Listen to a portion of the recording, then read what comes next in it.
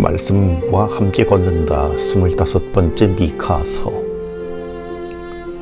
주님께서 바라시는 것. 김영선 루시아 스녀.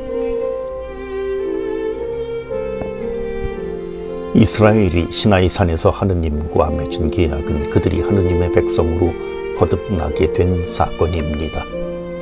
이집트를 떠나 시나이산에 이르는 여정이 새로운 정체성을 얻기 위한 준비 과정이라면, 시나이산을 떠나 모압 평원에 이르는 과정은 하느님의 백성이라는 정체성을 어떻게 구현해야 하는지 배우는 여정이었습니다. 이 여정에서 이스라엘이 얼마나 자주 실패했는지 우리는 잘 알고 있습니다. 이스라엘은 하느님을 주님으로 고백하면서도 다른 신들을 섬기고, 하느님의 극진한 보살핌을 체험하면서도 하느님이 아닌 다른 것에 의존하고자 했습니다. 참된 믿음에 이르는 우리의 여정 역시 이스라엘 백성의 여정과 크게 다르지 않을 것입니다. 세례를 받았다고 해서 곧바로 참된 믿음에 이르는 것은 아닌 듯합니다. 참된 믿음은 내 것이라고 움켜쥔 삶의 주도권을 주님께 내어드리는 때부터 시작됩니다. 삶의 주도권을 주님께 내어드린 이는 주님께서 바라는 것보다 주님께서 바라시는 것이 무엇인지 더 많이 질문하게 됩니다. 이사야 예언자와 동시대인인 미카 예언자. 기원전 8세기에 활동했던 예언자 미카는 이사야 예언자와 동시대인입니다. 열왕기 1기에서 소개되는 이물라의 아들 미카야라는 예언자와 다른 인물입니다. 이물라의 아들 미카야가 아합 임금 시절 곧 기원전 9세기에 북이스라엘에서 활동했다면, 예언자 미카는 요탐과 아하즈, 히즈키야 임금 시대의 유다 왕국에서 활동했습니다. 미카의 고향은 모레셋으로 예루살렘에서 남서쪽으로 40km 떨어져 있는 성읍입니다. 이것이 미카 예언자의 신상에 대해 우리가 알고 있는 것의 전부입니다.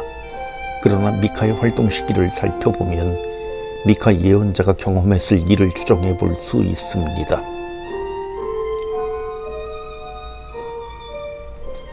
미카는 북이스라엘 왕국의 멸망, 기원전 722년과 기원전 721년에 일어난 아시리아 임금 산헤립의 공격을 직접 경험했을 것입니다. 산헤립이 남긴 역사의 기록에 의하면 히즈키야 임금 시절에 그는 유다를 침공하여 예루살렘 주변 성읍 46개를 파괴하고 예루살렘을 포위했습니다. 히즈키야 임금이 더 많은 조공을 바치고 항복함으로써 예루살렘은 겨우 파괴를 모면하였다고 산헤립의 기록은 전합니다. 미카의 고향 모레셋은 산헤립의 침공 때 파괴되었을 것입니다. 미카는 자신이 목격한 끔찍한 파괴의 재앙을 유다 왕국에 닥칠 더 큰 위기에 대한 전조로 해석하고 예루살렘으로 올라갑니다.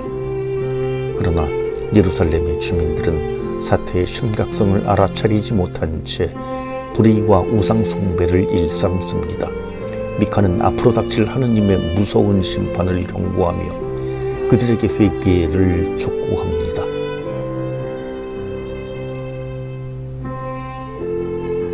미카의 애가 애달프고 애달프다. 미카는 유다에 닥칠 재앙을 경고하기 위해 산헤립의 침공으로 파괴된 성읍들의 실상을 들려줍니다. 폐허가 된 12성읍에 바치는 미카의 애가에는 예언자의 깊은 슬픔이 배어 있습니다. 12성읍의 이름과 각 성읍에 닥친 불행을 연결한 미카의 언어 유희는 번역될 수 없는 것이기에 독자 여러분을 위해 그의 말투를 조금 흉내내어 보겠습니다. 애달프고 애달프다. 내 백성이 무너지는 모습에 내 억장이 무너지는구나. 마이동의 아이들은 모두 미아가 되어 슬피 울며 거리를 헤매고 오리동의 주민들은 오류에 빠진 듯 혼란에서 벗어나지 못하는구나.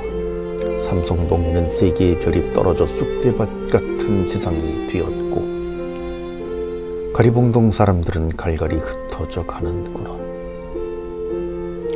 방배동 사람들은 저마다 방을 빼고 이주하여 동네가 텅 비었고 명륜동에서는 명륜이 사라져버렸다. 이는 모두 국회의사당을 들락거리는 이들이 민심은 무시하고 자기네 돈 주머니만 신경 쓴 까닭이다. 동네마다 죄악이 넘쳐 한강물은 온통 오염시키는데도 정수기만 있으면 된다고 외치는 저자들 때문에 도시가 죽어간다. 아, 애달프고 애달프다. 이는 미카의 애가에 대한 단순한 패러디일 뿐 실제 장소와 그 장소와 관련된 내용은 현실과 전혀 무관합니다. 가난한 이들의 상속재산을 가로채는 착취자와 정치 지도자들, 다가올 재앙을 부인하며 평화를 외치는 타락한 종교 지도자와 예언자들을 미카는 차례로 비판하며 이렇게 외칩니다. 너희 때문에 시온은 갈아엎어져 밭이 되고 예루살렘은 폐허 더미가 되며 주님의 집이 서 있는 산은 숲을 언덕이 되리라. 이 예언이 예레미야 예언서에서도 인용됩니다. 예레미야 예언자가 예루살렘 성정 대문에 서서 회개하지 않으면 성전이 파괴되고 말 것이라고 예언하자 사람들은 그를 죽이려 합니다. 그때 지방의 원로들 가운데 몇 사람이 미카의 예언을 인용하여 예레미야를 변호합니다.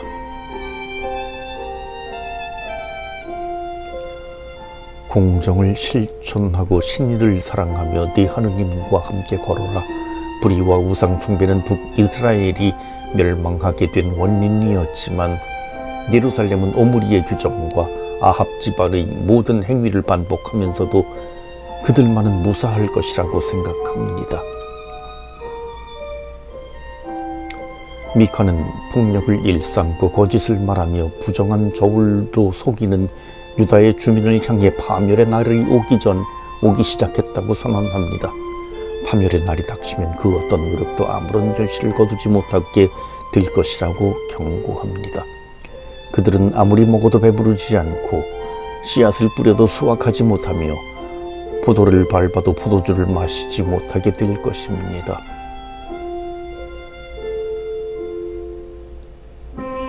미카는 그들에게 하느님의 고소장을 제시합니다. 하느님께서는 산들과 언덕들을 법정의 증인으로 초대하며 당신의 자비를 과신하는 백성을 고소하십니다. 내 백성아, 내가 너희에게 무엇을 하였느냐? 내가 무엇으로 너희를 성가시게 하였느냐? 대답해 보아라. 당신께서 이스라엘을 구원으로 은총으로 이끌어 주었는데 왜 이스라엘은 그릇된 길을 걷기만 하느냐고 물으십니다. 그러자 이스라엘이 하느님께 되묻습니다. 무엇을 가지고 주민 앞에 나아가고 무엇을 가지고 높으신 하느님께 예배 드려야 합니까? 수천 마리 양이면 만 개의 기름강이면 주님께서 기뻐하시겠습니까? 내 죄를 벗으려면 내 맏아들을, 내 죄악을 갚으려면 이 몸에 소생을 내놓아야 합니까? 주님께서 바라시는 것은 그런 것이 아닙니다. 미카 예언자가 말합니다. 사람아, 무엇이 착한 일이고 주님께서 너에게 요구하시는 것이 무엇인지 그분께서 너에게 이미 말씀하셨다. 공정을 실천하고 신의를 사랑하며 겸손하게 내 하느님과 함께 걷는 것이 아니냐. 이 말은 신앙의 수직적 차원과 수평적 차원을 모두 아우르는 것입니다. 과연 유다교의 랍비들은 613항에 이르는 유다인의 율법을 가장 훌륭하게 요약한 것으로 이 말을 여겨온 것도 놀라운 일이 아닙니다. 하느님과 함께 겸손하게 걷는 일은 이웃을 정의롭게 사랑하는 일과 다르지 않습니다. 공정을 실천하고 신의를 사랑하는 일은 하느님의 도움 없이는 불가능합니다. 마찬가지로 하느님과 함께 걷는 자가 하느님께서 사랑하시는 가난하고 소외받는 이웃을 멀리하거나 무시할 수는 없습니다. 겸손하게 하느님과 함께 걷는 자는 새로운 하루의 첫 발자국을 내디딜 때마다 먼저 하느님의 발자국이 어디에 있는지 찾는 사람일 것입니다. 그분이 이끄시는 대로 따라 걸으며 그분이 만나게 해주시는 모든 일을 정의와 신의로 대하려고 최선을 다하는 사람일 것입니다. 하느님께서는 이런 경건한 일, 올곧은 일을 간절하게 찾고 계십니다.